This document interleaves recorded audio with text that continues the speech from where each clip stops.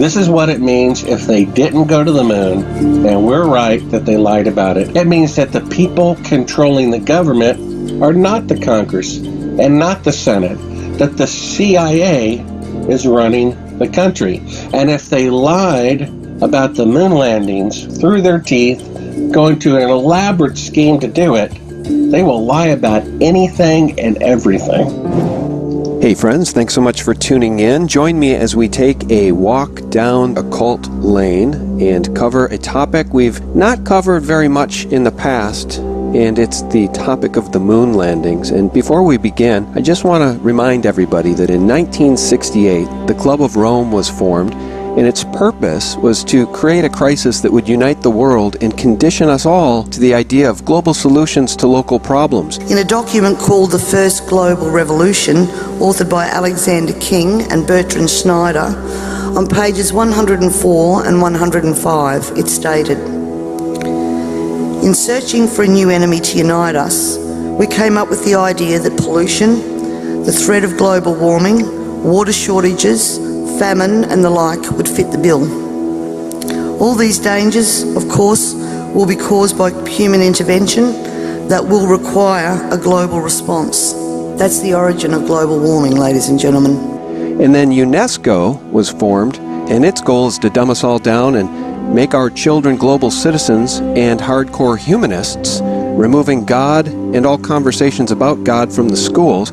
They've lied to us about vaccines, they've lied to us about 9/11, and I think they've probably lied to us about whether we ever really went to the moon. I'm very pleased to welcome Bart Sibrel. He's the producer and director of the 2001 film A Funny Thing Happened on the Way to the Moon. He also produced Astronauts Gone Wild, an investigation into the authenticity of the moon landings. He was a contributor to the Fox special conspiracy theory, Did We Really Land on the Moon? You can find him on YouTube as Bart Sibrel and visit his website, sibrel.com. Bart, thanks for joining us. How's it going, Sean? It's going well. I'm really happy to have you on. You know, I watched your film, A Funny Thing Happened on the Way to the Moon, many years ago, and I've watched it again since. I think it is just a fantastic documentary because, you know what? It forces people to use their critical thinking skills. And once you start to do that, you discover sound bites like this one. Let me play this, Bart, just to set the stage for our skeptics out there and the hardcore believers that believe much that they were told as children. This is from NASA's Eugene Kranz, who said they just don't have the telemetry data anymore. I haven't seen anything that indicates the telemetry data is even in existence, and as I said, even if we had it, we don't have the machines to play it back. But your own research has shown the telemetry data is missing. That's right. You know, I'll pause it there. Just explain to me what inspired you way back in 2001, before most any of us had even woken up, to the New World Order and to all the lies. I mean, I think the CIA famously, one of the CIA officials famously once said, our mission will be complete once everything Americans believe is a lie. So what inspired you to make the film, A Funny Thing Happened on the Way to the Moon? Well, I grew up as the biggest fan of the moon missions. My father was in the United States Air Force, and as an officer, he received a VIP package, press package of about 20 9x12 color prints of the first mission to the moon. I was about 4 years old at the time, asleep in bed, and a few weeks later, he got the package of pictures, gave them to me as a cherished present, and I had them on my wall. Every day I saw them, 365 days a year, and times 10 years, over 3,600 times I looked at those pictures and believed we went to the moon. And then by the age of 14, 10 years later, I saw a television program with its guest, a gentleman by the name of William Casing, who worked for Rocketdyne, and because he was an editor of interdepartmental memos, he was one of the few people who saw the whole picture of the space program, departmentalization being one of the methods they use for secrecy. He was above that, had high security clearance, and he saw a memo that said the likelihood of going to the moon on the first attempt with 1960s technology and returning the men safely to Earth was about 1 in 10,000. So I, after the program, went to the bedroom wall, and sure enough, I looked at these pictures with new eyes. The important thing is that it caught me as an open-minded 14-year-old. And in order to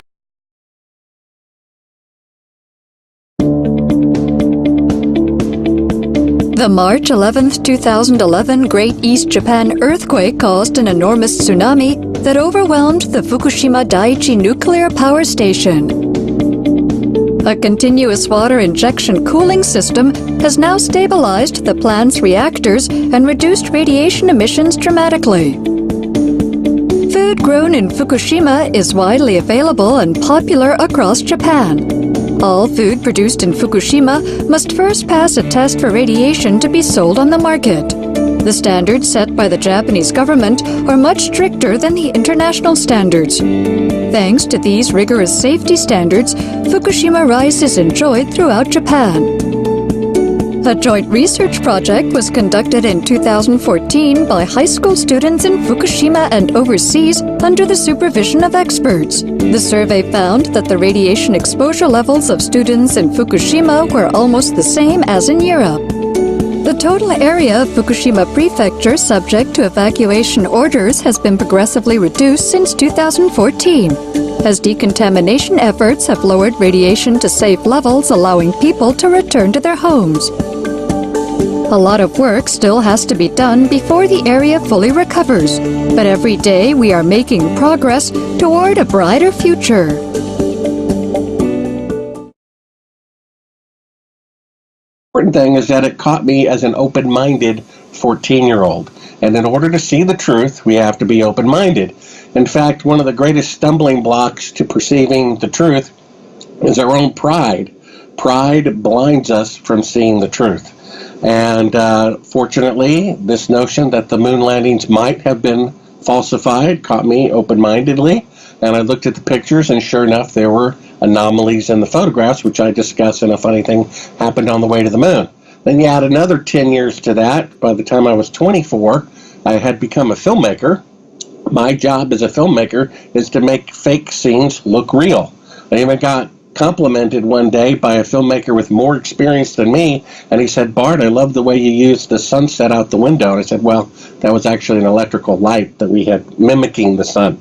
So that's how I discerned that the pictures were not real, that they were lit in a television studio, because that's the craft that I worked with. And I can tell you even what kind of lighting they used, that it was not sunlight, it was electrical light, and it was this kind of electrical light. Well, there I am, 24 years old, editing a film one day for the producer of the TV show I'd seen 10 years earlier as a 14-year-old, whose guest said we didn't go to the moon. And I said, "Do you remember the guy who said that?" And he said, "No, I don't remember, but call the San Francisco production office." I called them up, and they said, "Good thing you called today, because we're about to delete all 10-year-old files, and you would have never been able to track down the guy." So I tracked him down, and already then I was thinking, Sean, if they didn't go to the moon, they might have killed this guy and had someone impersonate him so that whistleblowers would come to him and they could take care of that. So I even called him from a payphone across the street just to make sure I was being as cautious as possible. But within a few minutes, he had this great grandfatherly personality that I knew he was genuine. And he suggested that I do a film about it, being a filmmaker. Well, I paid my salary myself for about 6 months out of savings and did nothing but research how the shadows that should be parallel in sunlight intersect, sometimes at 90 degrees, how 2 of the 3 astronauts from the first mission rarely give interviews, how the administrator of NASA resigned days before the first mission, how the Soviets had launched the first satellite, the first animal, the first man, the first woman, the first spacewalk, the first crew of 3. All these first, 5 times amount of hours in space as the U.S., and they never went to the moon. And I started thinking, maybe the guy's right. I would say at that point, I estimated there was about a 1 out of 4 chance that the moon landings were fake. Seeing how it's the greatest event in history, next to creation and the Messiah coming, I'd say that's a dangerous possibility. Now, I have a relentless personality. I've always liked puzzles. I even drew mazes as a kid. And I said, if they didn't go to the moon, I'm the type of guy who could dig that up because I like puzzles and I'm relentless. So I actually, Sean, turned down the project for fear of my life. I said, if they didn't go to the moon, this could be dangerous looking into this. And I wanted to have a wife and family someday. And I said, why should I risk my life for someone else's folly years ago? So I actually turned down the project. Then another 5 years go by. I started reading the Bible at the request of a client who said, hey, if you read the Bible, I'd get this script of yours to a famous filmmaker. I picked up the one-year Bible in 1989, and in 5 years, I had read the Bible 5 times. And I still wasn't a Christian, but I at least had a foundation that there is right and wrong, there is light and darkness, and there is a distinction between the two. And that if they didn't go to the moon, I realized, Sean, that that would be more profound of an event historically than if they'd actually gone. Let's say they could go, they could put a man on our closest planet, heavenly body to Earth, and come back. Or they didn't go, they embezzled what would be now $150 billion, murdered people to keep it a secret, lied to Congress, lied to the Senate, lied to the scientific community, lied to the encyclopedias, and this is the government that claims to be the righteous light on a hill. If that happened, that would be more profound of an event historically than if they had actually gone. And I realized this might well be the case. And for the sake of history, like having a cure for cancer that's repressed, I said, I'm going to die anyway, and I might as well die for a purpose. So I changed my mind 5 years later. I started producing. A funny thing happened on the way to the moon.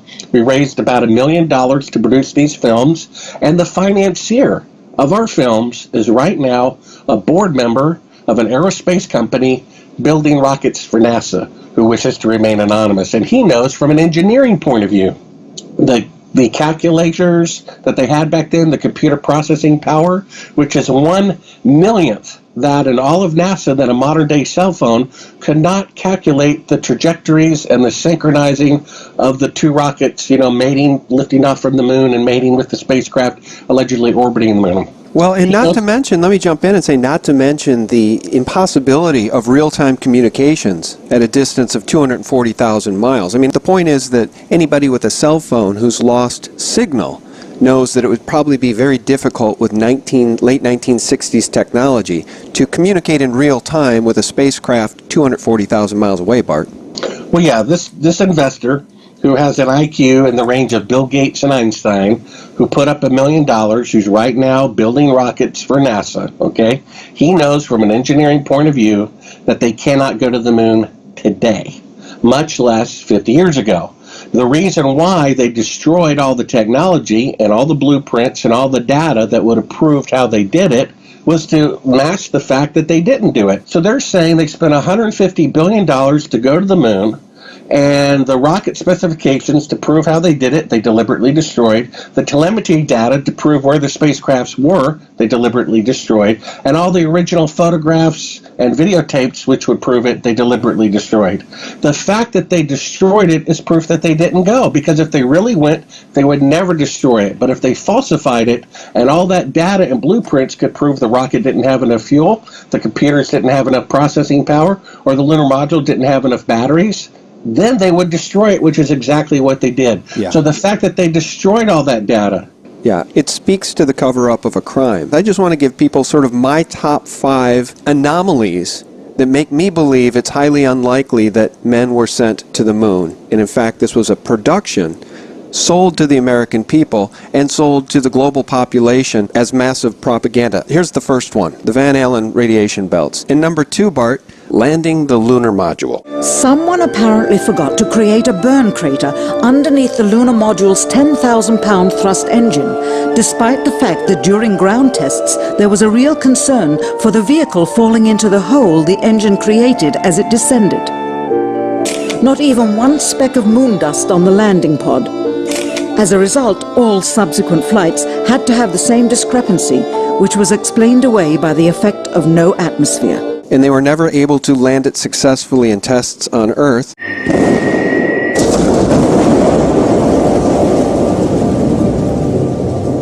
Number 3, the audacity of telling us they brought a rover, a Dune buggy, to the moon. I mean, are you serious? They had this thing down so perfectly well, and it was so easy and so risk-free that they brought the extra added weight of a Dune buggy so they could tool around on the moon. It's absolutely preposterous. The cost of the 3 moon rovers in 21st century currency? Nearly $60 million each, though they had fewer parts than a Jeep. Where was all this money going? Number 4, background mountains in many of these pictures are identical, and it's impossible for them to be identical. Here's one with the lunar module. And then here's the same mountain shown with no lunar module. And number 5, the Apollo 11 post-moon landing conference with Buzz Aldrin, Michael Collins, and Neil Armstrong, where it feels a lot more like a funeral than a hero's welcoming of 3 men that just landed on the moon. When you looked up at the sky, could you actually see the stars and the solar corona in spite of the glare? We were never able to see stars from the lunar surface or on the daylight side of the moon by eye without looking through the optics. I don't recall during the period of time that we were photographing the solar corona what stars we could see. I don't remember seeing any. Those are sort of my top 5 anomalies that make me believe that there's more to the story, Bart. Well, Sean, believe it or not, if you read this article, which you're going to link in your video, which is called Did They Really Walk on the Moon 48 years ago on the very first attempt? There is so much evidence in that article. Now, it's a lengthy article, and it has lots of video clips and references.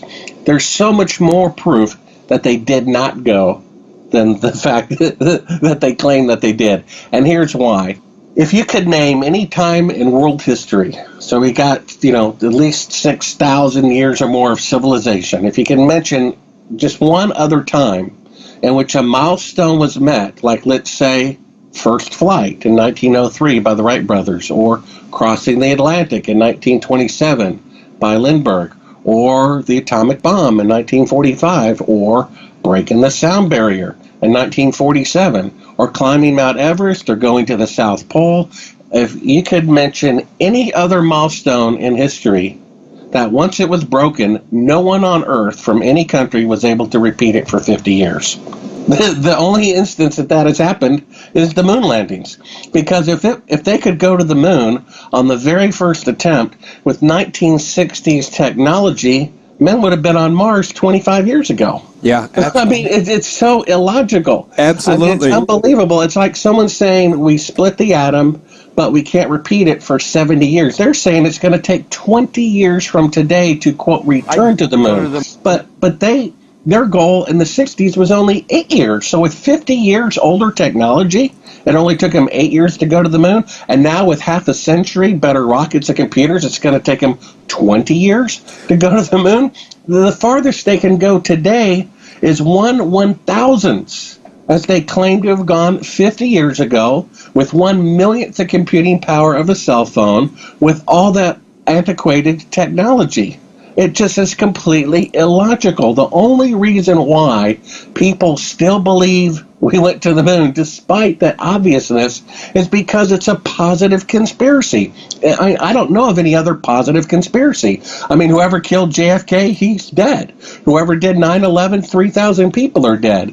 But this is a positive conspiracy. We went to the moon. America's great during the Nixon administration, during the Vietnam War protests, a distraction, a pep rally, something to feel good about.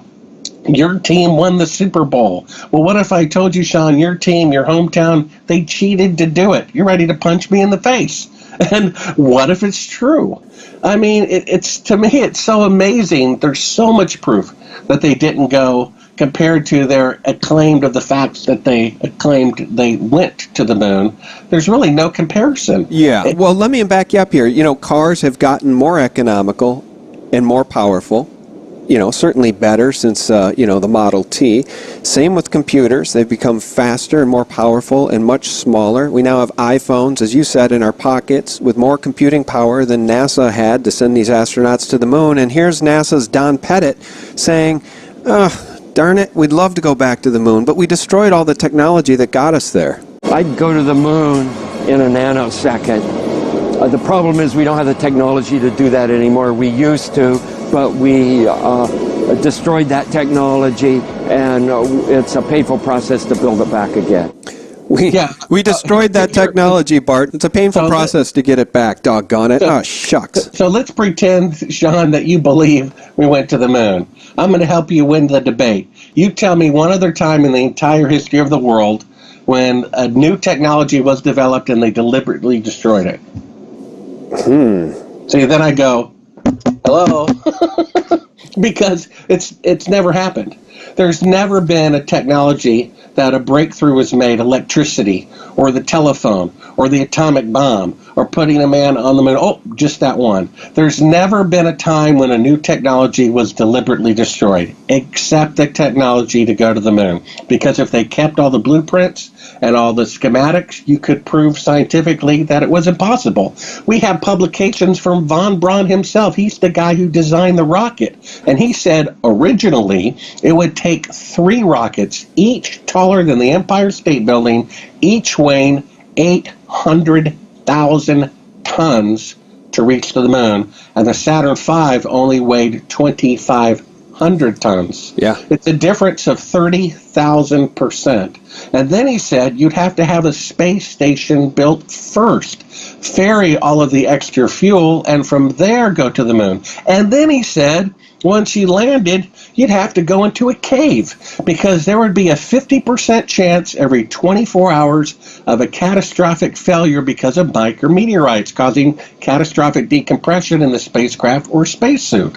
And they're leisurely walking around the moon for days and days, and no one ever had a micrometeorite. I mean, it's absolutely unbelievable that they would bring a car to the moon and drive a distance away that they couldn't walk back in the event there was a failure in the mechanism. I mean, it's so preposterous. But people wanted to believe it. They wanted to believe in technology. They wanted to believe in America's great.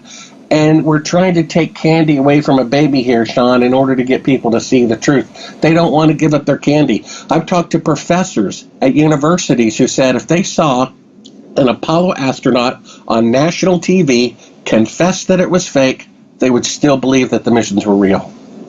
Well, they want to believe it so much. We've been indoctrinated since children with this story. And you're right, it's a positive story. It's a patriotic story, and we want to believe it. But again, as I started this video, as I started this interview, just about everything we've ever been told has been a lie. So, think what it means if they didn't go and lied about it. Let's think about that for a minute. This is what it means if they didn't go to the moon, and we're right that they lied about it.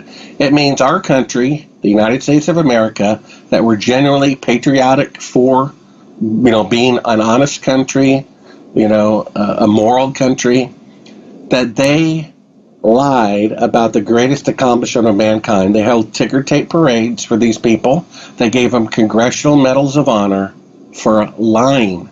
It means, because we know Congress and the Senate didn't vote for this, it means that the people controlling the government are not the Congress and not the Senate, that the CIA is running the country. And if they lied about the moon landings right in front of your eyes, through their teeth, going to an elaborate scheme to do it, they will lie about anything and everything. Yeah. And if that's the country that we're a part of, and if that's the country that is leading the world in democracy and freedom, then think what that really means. And people will not accept that.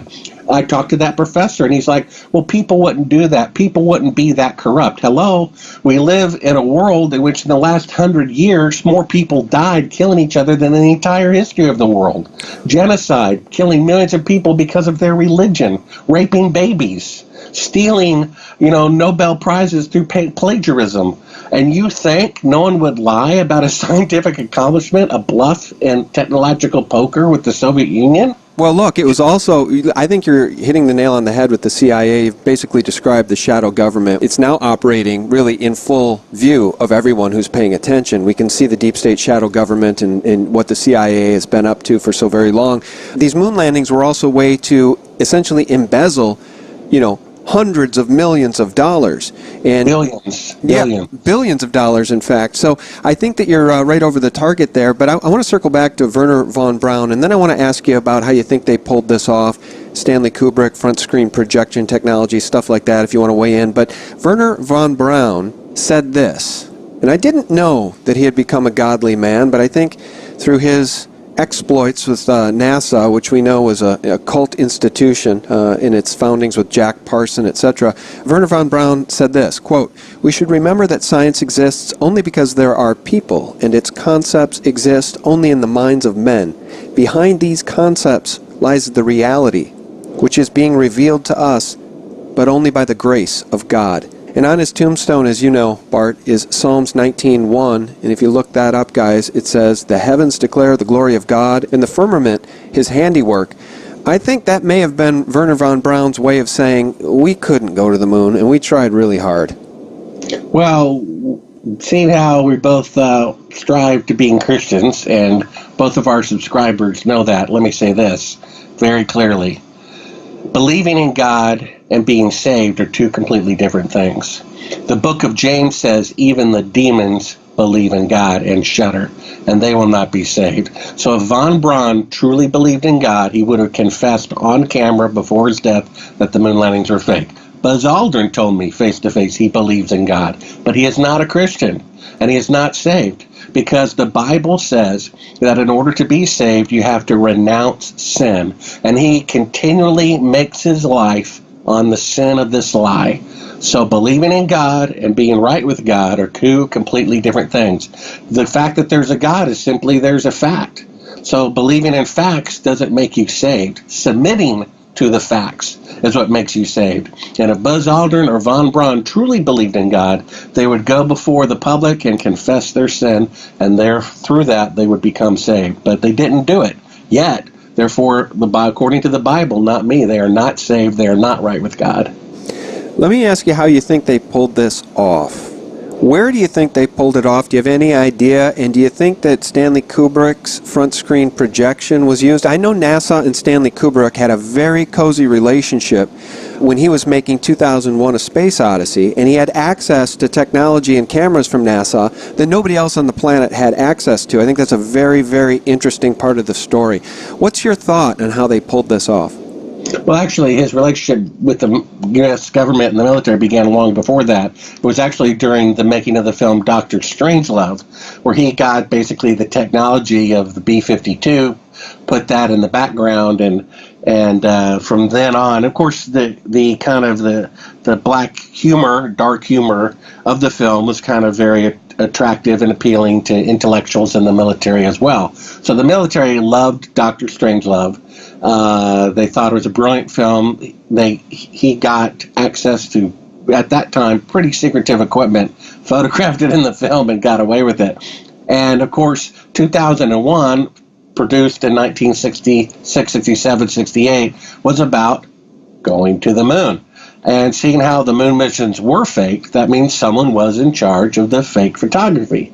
They could either hire the general of the media department at the Pentagon and have great security and amateur results, or they could hire the best filmmaker on the planet and worry about security later. Well, that's had to have been their choice for that short-term benefit. Sure enough, Kubrick was already in with the military through Dr. Strangelove. He was producing a film about going to the moon. Von Braun and Eugene Kranz, who we heard from earlier, they both visited the set of 2001: A Space Odyssey. And in the film The Shining, which Kubrick left all these clues, including the little red rum boy with an Apollo 11 shirt on, and then he insisted contractually, and good thing he did, because he died before the film came out, that the film Eyes Wide Shut, like me looking at all those pictures on the wall without seeing the truth, he insisted that opened on the 30th anniversary of the launch to the moon, and that's when the film opened. And that NASA gave him this lens that could photograph in natural lighting, which he used for the film Barry Lyndon a few years earlier. Yes, there's a lot of connections. Now, his family, who I've talked to, they say, he would never do such an immoral thing as faking the moon landing. Well, the thing is, they don't get him like I do. They see him as dear old dad and dear old husband. But I kind of know him from a filmmaker's point of view. He just took it as a challenge. He didn't see it necessarily as an immoral issue. He saw it as a great filmmaker's challenge of a lifetime to make a film so real that people actually thought it was real, and that would be his little secret. He and a lot of people who were involved in the moon missions died at the age of 70, as did he. His wife knew something was suspicious. That's why she volunteered. Hey, there were no suspicious circumstances regarding his death, even though no one asked him about it. You know what I mean? And the odds are he had something to do with it. whether or not that's relevant or not is another issue.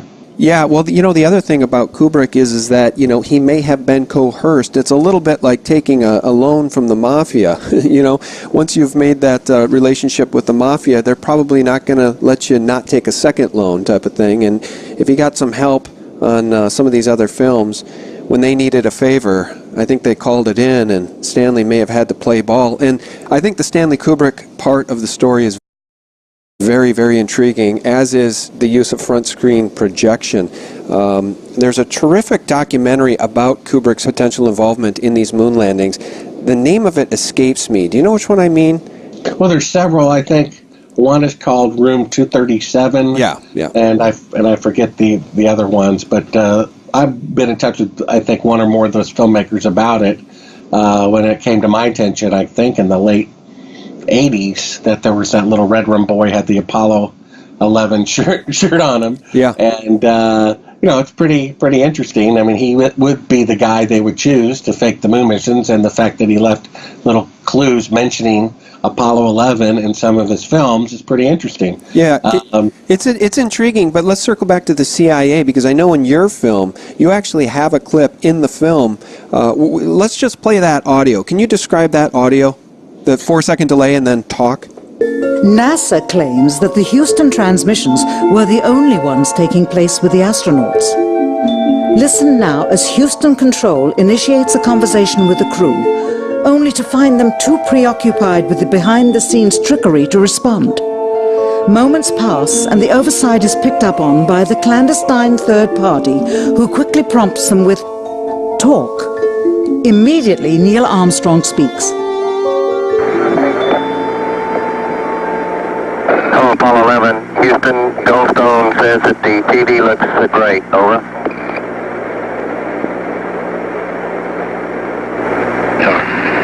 Okay, Roger, we're coming in on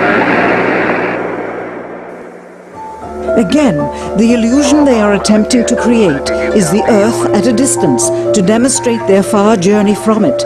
Yeah, so I'd get back to, so after my hiatus of turning down the project and then reading the Bible and realizing that I'm going to die anyway, I might as well go out in a blaze of glory fighting for the truth, I changed my mind, decided to produce the film. A Funny Thing Happened on the Way to the Moon.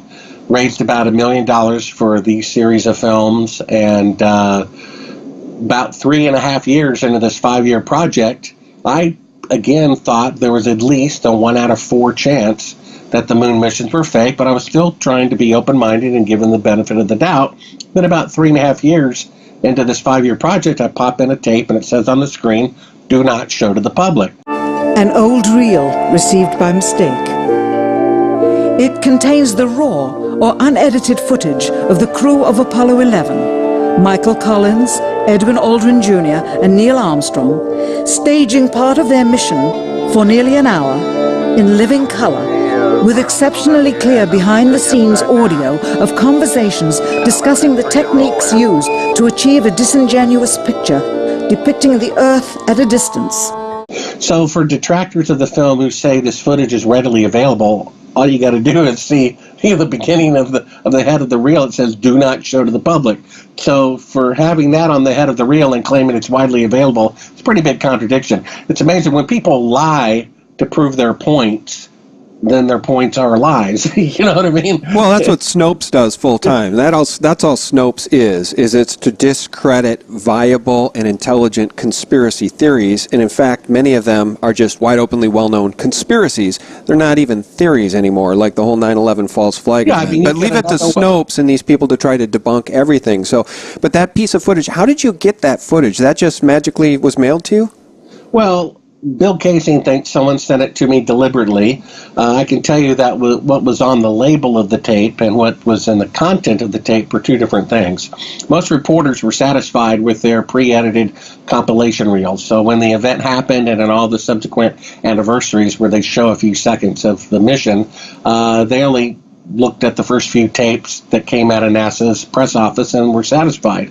I asked for everything, every picture, every video, every film footage, everything from just the first mission. I figured if they faked it, they're more likely to have made a mistake the first time they faked it.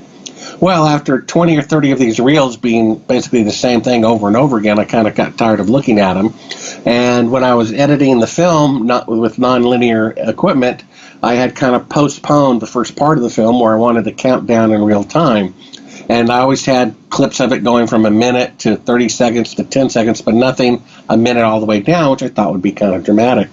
So I finally went through the last couple of reels of footage that I had and popped one in. It said, do not show to the public, and I hit fast forward. And even though I had specifically asked for unedited footage, everything from NASA was edited, except this and one other reel. And so I'm seeing this shot of like a black TV screen with a little blue tennis ball sized Earth in the middle of it for 10 minutes, 20 minutes, 30 minutes, 40 minutes, kind of wiggling around and thinking, oh, this is unedited footage. This should be pretty good. So I rewound it, hit it play, so watch it in real time. And you hear NASA say, actually it's Goldstone or something. No, it's NASA saying, NASA headquarters saying, hey, the TV picture looks great. Then there's about 4 seconds of dead air. And then Neil Armstrong says, yeah, we're glad the TV picture looks great, or something like that.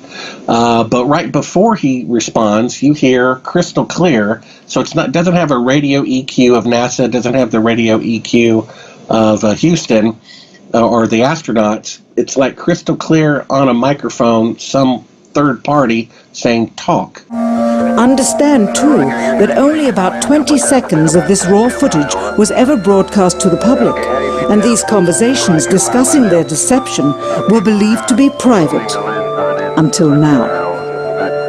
Here they discuss that these television transmissions were in fact not broadcast live as everyone believed. They were first screened and edited for playback later. Roger, Neil. We just wanted a narrative such that we can, when we get the playback, we can sort of correlate what we're saying. Thank you very much. Here they discuss the fact that they have turned out the lights and have blocked out sunlight from entering the spacecraft through the other windows, as to not cause any reflected light to fall onto the spacecraft's wall in the foreground. Okay, very good. Well, we shut out the sun coming in some of the other windows into the spacecraft, so it's looking through the number one window, and there isn't any reflected light. The reason this was done is so that the truth of the matter would not be revealed. It is this. Though the federal government would have you believe that this is a view of Earth from a distance out of the spacecraft's window as it nears the moon, it is not. What they have ingeniously done is placed the camera at the back of the spacecraft and centered the lens on a circular window in the foreground, outside of which it is completely filled with the Earth in low orbit. The circumference of the window then appears to be the diameter of the Earth at a distance, with the darkened walls of the spacecraft appearing to be the blackness of space around it. That is why they wanted the interior dark and blocked out the sun from entering through the other windows. Finally, the iris is opened up and you can see the real location of the camera and the very bright and near Earth out the window.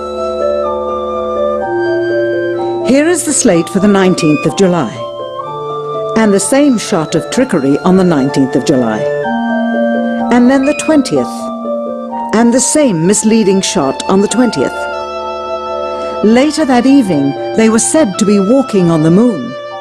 How can this be when they were in Earth orbit only 9 hours earlier, and the moon is some 3 days' journey away? Furthermore, if they genuinely went to the moon, why would they be faking any part of it? Why this trickery with the window? By faking being halfway to the moon, it becomes apparent that they did so because they could not even go halfway. It thus confirms that the stumbling block to their success was the lethal radiation of the Van Allen radiation belts. They're just in Earth orbit. They never left Earth orbit. Right? They admitted it, in that clip of Kelly Smith from the Orion Project, that the Van Allen radiation belts, which don't begin until 1,000 miles above the Earth, and the Space Shuttle space station is only at 250 miles, and they say it's a dangerous field of radiation when we must first develop the technology before we can send people through it. As we get further away from Earth, we'll pass through the Van Allen belts, an area of dangerous radiation. radiation like this could harm the guidance systems, onboard computers, or other electronics on Orion. Naturally, we have to pass through this danger zone twice, once up and once back. Sensors aboard will record radiation levels for scientists to study. We must solve these challenges before we send people through this region of space. For this flight, it's time to head home. So 2 or 3 years ago, NASA admitted the technology necessary to protect the astronauts from this dangerous radiation has yet to be invented. Hello, then how did they go through it and back to the moon? So the fact is they cannot leave Earth orbit. This fake footage that we uncovered an unedited version of is them pretending to be halfway to the moon, which proves they cannot leave Earth orbit. And after NASA says the TV picture looks great, after there's 4 seconds of dead air, we hear the CIA say, talk.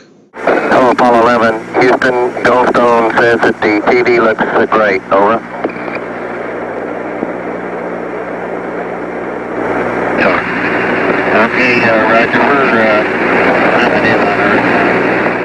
And then Neil Armstrong starts speaking. Well, he could have heard them right away because he's only like 200 miles above the Earth.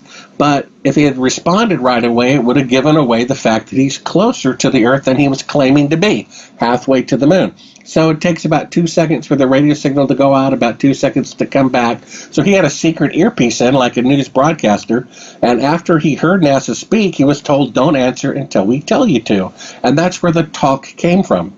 Now, detractors of a funny thing happened on the way to the moon release, part of this footage, and they say, here we are releasing it to prove it means nothing, but they also edit out the word talk, which is highly significant. If they're editing out something to prove that the moon missions are real, and what they edit out proves that they're not real, I mean, that tells you something right there.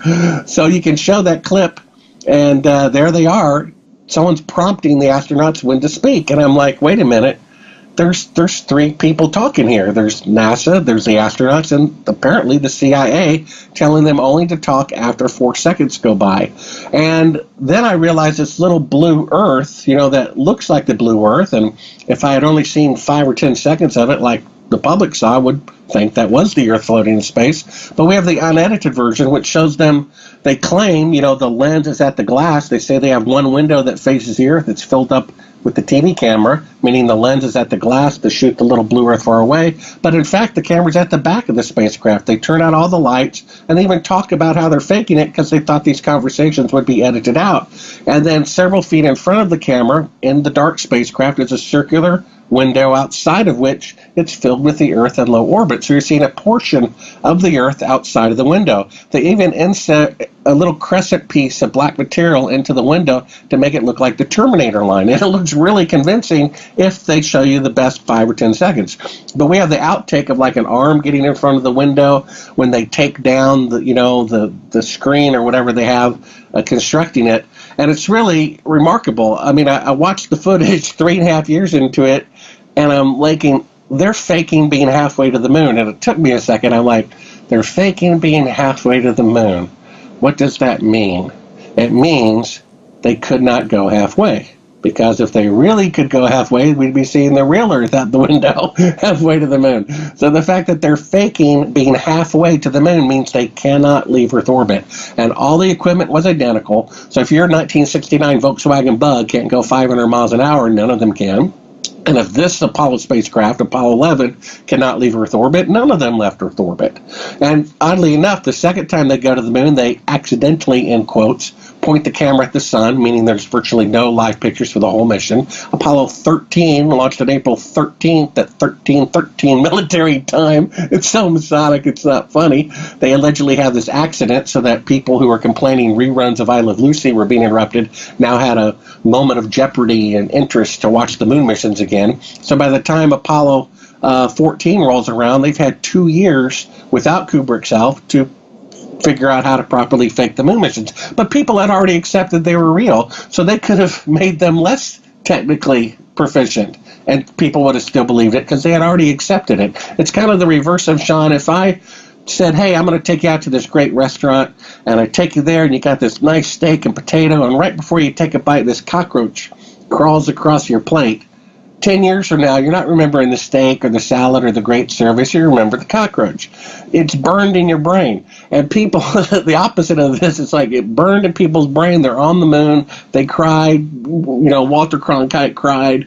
And so it's got to be real. And taking away that impression is really difficult to do.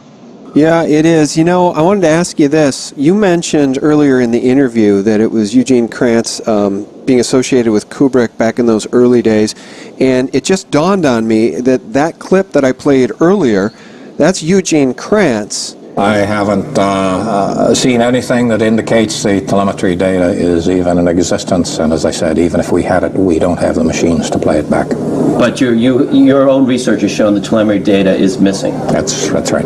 Is that the same Gene Krantz who is the hero in Apollo 13 and is played by the Hollywood actor Ed Harris? We never lost an American in space. We're sure as hell not going to lose one on my watch. Failure is not an option. Is that the same Gene Krantz? Yeah, he was the flight director. So basically, if you see the funny thing happened on the way to the moon, which I know you'll link to, there's this great dolly shot right before I show the rockets exploding. Dolly shot meaning it's like going from left to right, past all the computer consoles. I want you to take a look at that again.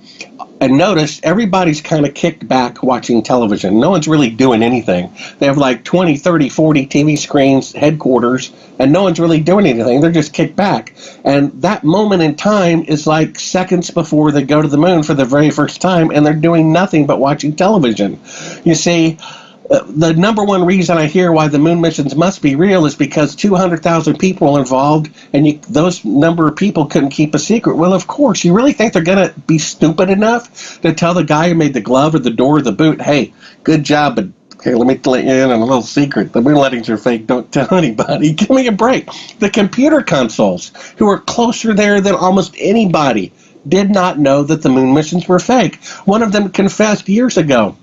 They could tell no difference whatsoever between a simulation and an actual flight. So the computer console people didn't know. The astronauts obviously knew. Von Braun knew. And probably the flight director knew, so that he could steer people's mind away from mistakes as they happened into believing that they really went. But we're talking about just a handful of people knowing. The atomic bomb involved 150,000 people, and yet they did not know what they were working on. There were only like 8 people who knew what the atomic bomb really was once you put all those parts together. The same thing, it's like, yes, you could not keep a secret from 200,000 people. That's why you didn't tell them. That's like saying, a teller at the bank knows what the CEO knows. That's just no way true.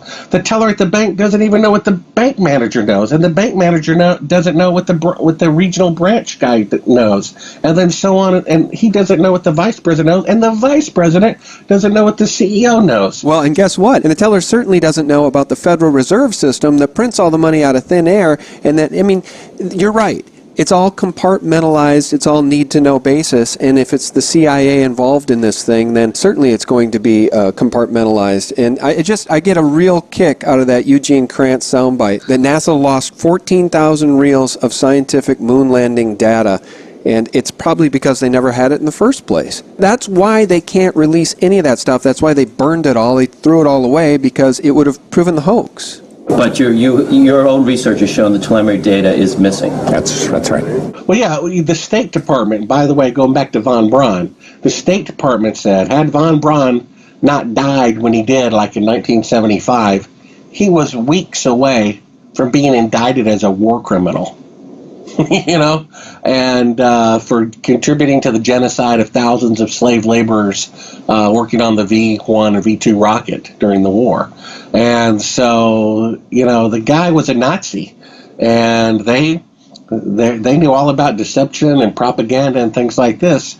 What's most hypocritical, we know the Bible says that people who teach or instruct the law are to be judged more strictly than everybody else, and yet our government is the exact opposite. All these laws that apply to you and I do not apply to the Congress and the Senate or the President or the FBI and all that stuff, which is exactly the opposite of morality. And so you have all these organizations that write laws. For example, after World War II, they said, okay, now propaganda, government-issued propaganda, they wrote a law, they said it's illegal. for the press, the media, or the CIA, or anyone to publish propaganda. What do you think the moon landing was? That was nothing but propaganda. Then you had in the late 1950s the quiz show scandal, where Time magazine had on its cover the smartest man in America, who was smart because he got the answers in advance. So to prevent that from happening again, Congress wrote a law. You cannot use television to deceive people. Of course, that does not apply to the government, who uses television to deceive people through the moon landings. I mean, the moon landings have to be real, because if they're not real, it means our country is so corrupt, it's mind-boggling. And that's why people still believe it's real, because they don't want to face the reality that our government is totally corrupt, totally immoral, total liars, and embezzlers of money, murderers of people.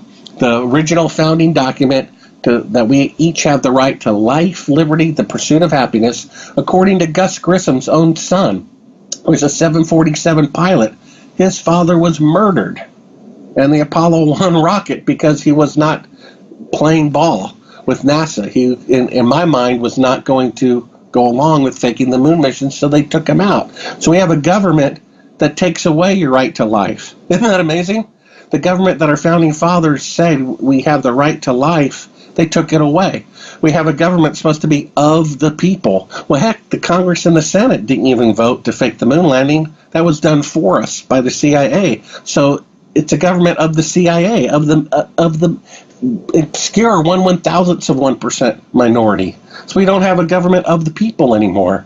It's mind-boggling, because if the moon missions are fake, that's what all of this means. It means we have a shadow government, that it's not a government of the people, that the government is taking away individual, targeted assassinations of people who do not cooperate with the immoral behavior. That's what all of that means if the moon landings are fake. And yes, indeed, they are fake, and that means all the rest is true. Yeah, and you mentioned the propaganda against the people. I think it was the Smith-Mundt Act that was passed in the 70s to prevent the government from propagandizing to people in the domestic United States. And it was repealed in 2013, allowing the State Department and the government to deliberately propagandize, that means lie, folks, to the people. That's the nature of what we're up against. And you know what? I think you start your film, don't you? You start A Funny Thing Happened on the Way to the Moon with Matthew 10:26. And no, it's nothing is hidden that will not be made manifest, right? That's right. For the time is coming when everything that is covered will be revealed, and all that's secret will be made known to all. And I feel like we are hitting that tipping point with the deep state and the shadow government being laid bare, with this bogus Russia meddling in our elections nonsense and the witch hunt out for President Trump. I feel like it's all being laid bare. You know, I think as we wrap this up, I just want to mention this too. We didn't get into SpaceX. We really don't have time, but I'll just leave folks with this. Elon Musk launching a roadster into space. You know what, guys? It just seems, again, to me like propaganda. And I'm not saying it didn't happen, but I will show this video glitch. Oops. Let me say the most relevant thing. You asked for an opinion about Elon Musk. Let me say the most relevant thing about SpaceX regarding whether the moon missions are real or not. And you can tell it's real because it looks so fake, honestly. Why he wants his fuel vehicles to descend burning fuel rather than by parachute is kind of a mystery to me. You know what I mean? It seems a little inefficient. But his vertical landing of these rockets as they come back down is beautiful. And I suspect they're real. But here's the point, though. In order to do the first vertical landing successfully, I think at least 10 of them blew up. So here we have a half a century better rocket and computer technology than Apollo 11, and the first vertical landing took 10 times.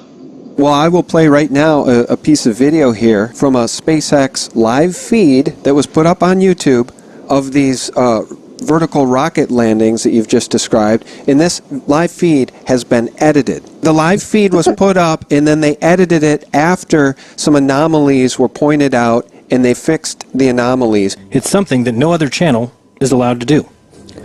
Who edits live video? Does the NFL, MLB, NHL, WWE, or the NBA? No.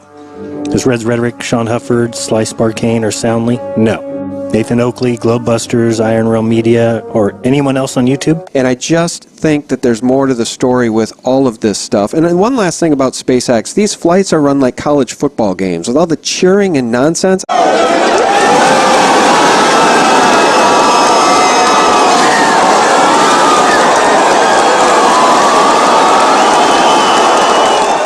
There's something strange going on with SpaceX. I mean, a Boeing 777 is flown with more professionalism than these space flights, which are, every time you watch a live one, it's like a college football game with these kids cheering.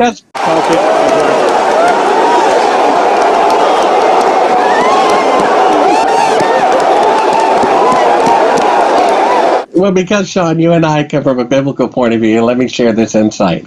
I was watching what you're talking about the other day. Okay, so the rocket takes off or it lands, and everyone applauds. What they're doing, Sean, is they're applauding themselves. It's like, okay, I made a toaster, I plugged it in, it made toast. Aren't I great? Yeah, but it's applauding yourself. Oh, agreed, but it feels like so much propaganda because, again... we know applauding yourself is dangerous. Yeah, but who are all these SpaceX people that just have the time to just stand around and celebrate like a big party? Like, again, the flight controls on the deck, on the flight deck of a 777 are much more buckled down, as is the flight control tower. Right? You can't be cheering and having a grand old party every time a 777 takes off or lands. Look, I've been on airplanes with pilots. It's extremely professional. That's not what's happening at SpaceX. So again, you know, they got caught editing a live feed that had been posted to YouTube and then changed later to alter these anomalies.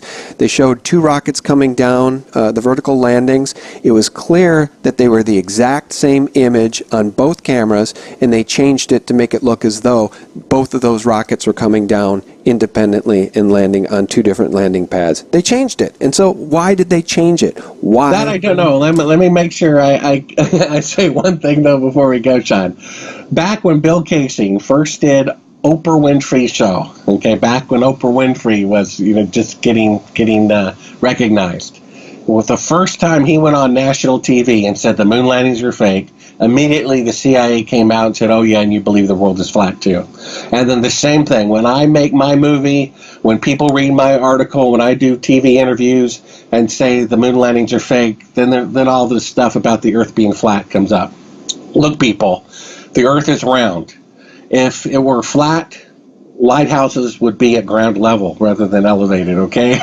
I don't know why you would think. A bubble always forms a sphere, and planets as they form in the antimatter space with pressure around them always form a sphere for the same reason. Same way a bubble under the water always forms a sphere. Things naturally form spheres.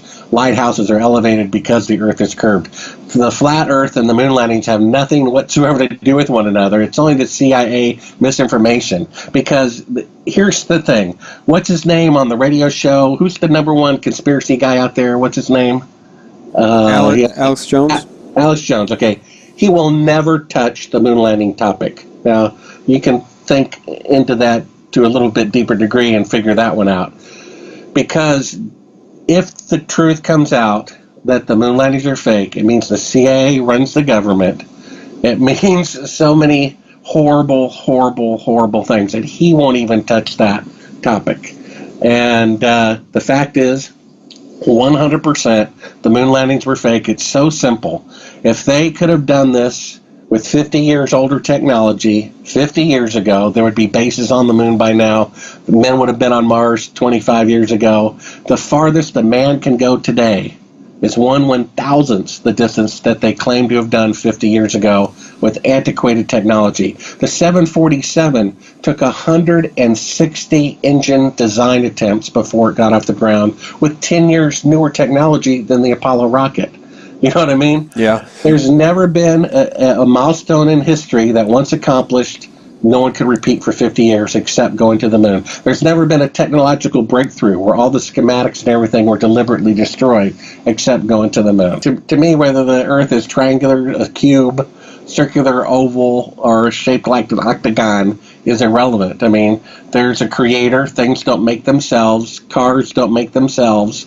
And the human body is departmentalized just like a car. There are components that, mimic a car, heart, fuel pump, and so forth, cooling system, nervous system for electrical wiring. Cars don't make themselves.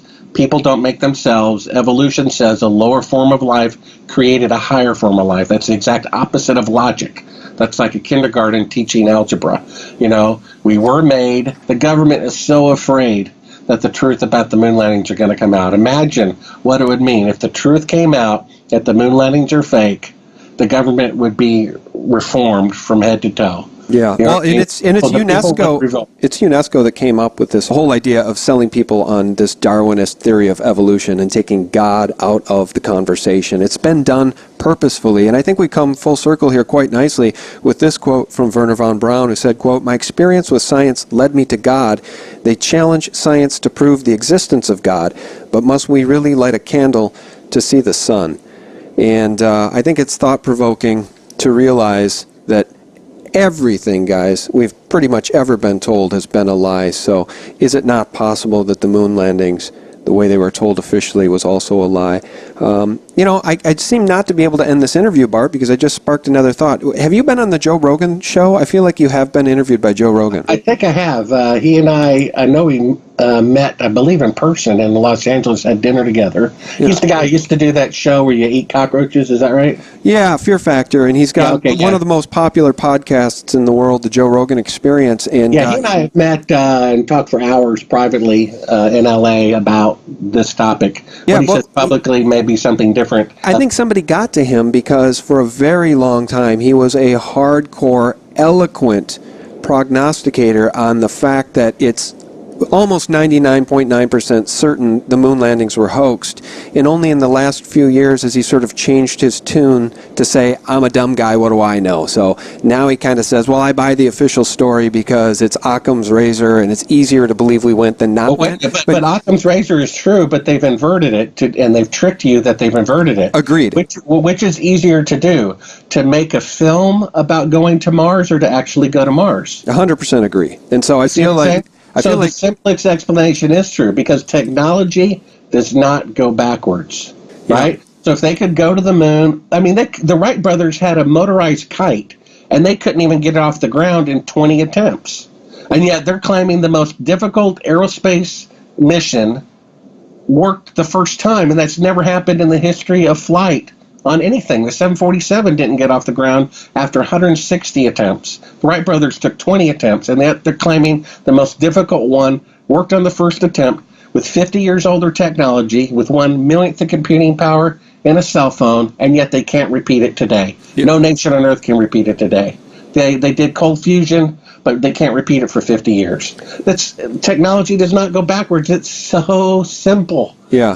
People just will not give up this sacred cow. How dare you say the U.S. government lied about that? The U.S. government lies all the time. I was watching Obama, and they asked him, where do you have plans to go to watch the Super Bowl? And he just smiled and said, we haven't decided yet. And you could tell he was lying. He can't even say the truth like, I can't tell you that for security reasons. I mean, he lies about everything. You know what I mean? Every president just, lies all the time. Eisenhower went on there. Have you got spy planes flying over Russia? Nope. Oh, one was shot down 3 weeks later. Why didn't he just say no comment? Or maybe we do, maybe we don't. I don't discuss those things. It's just so sad. Here's the spiritual picture. The greatest event in human history, secular at least, is putting a man on the moon. So how ironic. In the fallen, disgusting world, we live in a world where half the people don't have clean drinking water, where 1% of the population owns, 50% of the wealth. And in that world, it's just so poetically profound that the greatest event in human history didn't happen. The Titanic, the ship that God himself could not sink, never made one voyage. The Tower of Babel to reach to the heavens, never finished. It's just so in line with the human pride, arrogance. It's just, to me, it reeks of a message from the Almighty to say, what have you guys done? It's just stooping so low. They lied for really no reason. There was really no reason to do it other than arrogance, pride, greed, to misallocate money. You know, it's just pathetic. And in our country, I'm a patriot. People think I'm unpatriotic for saying this. No. What's unpatriotic is to have faked the moon missions. Those are the people who are unpatriotic, going around claiming to this day they went to the moon where they didn't. Those are traitors to our country. A government should be small and of the people and run by the people, and a government should tell the truth. Isn't that the case? So we're patriotic saying the moon missions are fake because they were fake, and them faking it was wrong. And unless you confess your sin, you're just painting over mold that's going to infest the nation in the future. So better to get that mold out now before it becomes worse. Amen. Guys, I'll put a link to a funny thing happened on the way to the moon in the more information section below. And if you want to learn more, you can visit. Well, why don't you shout out your website there, Bart? Yeah, just go to mylastname.com, Sibrel, S as in Sam, I, B as in boy, R-E-L, Sibrel, S-I-B-R-E-L.com. You'll have a link to my YouTube channel, which you can watch a funny thing happened on the way to the moon. You'll have a link to Conspiracy Corner News at the Sleuth Journal. Just go down about 5 articles and read the article about why we didn't go to the moon. If you can read that article and still think we went to the moon, I don't know. 4 to 5 people who previously thought the moon missions are real changed their mind after watching a funny thing happen on the way to the moon. But that article goes into so much detail, so much proof that the moon missions were fake. And again, it's just simple logic. To claim that they went to the moon 50 years ago and that they cannot go today, they can only go 1/1000th of the distance today with 50 years more technology, is completely illogical. Technology does not go backwards, and they would not destroy the technology if they really went to the moon. They would only do that to cover their tracks of faking it. The heavens declare the glory of God, and the firmament his handiwork. Guys, our guest has been Bart Sibrel. Bart, thanks so much for your time. I really do appreciate it. Sean, if I could throw in one more scripture, it says, have nothing to do with the fruitless leads of darkness, but rather expose them. Amen. Amen, my friend. Well, it was a real pleasure to talk with you. It's nice to finally meet you. I really did appreciate watching your film the first time and the second time. I'll probably watch it again. Bart, take care of yourself, and thanks.